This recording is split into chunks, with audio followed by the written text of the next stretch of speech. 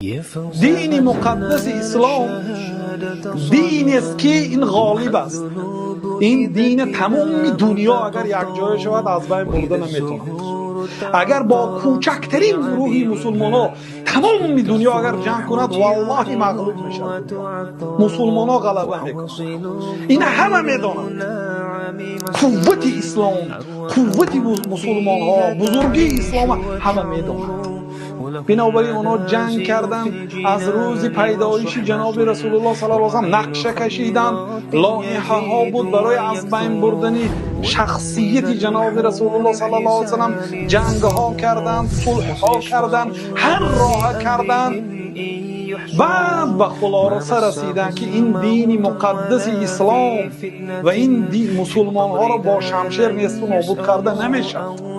بنابراین یگانه راه مسلمان ها را با همدیگر از بین برده میشه.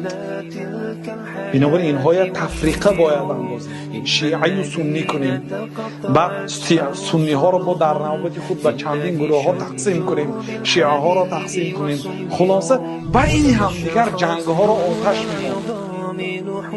برای چی؟ برای اینکه اینها دو طرف اگر مسلمان ها جنگند این بر فایده غیر مسلمان ها است. بنابراین آنها فکر کار می‌فرمایند، مسلمان ها غالبا سادگی را پیشه میکنند.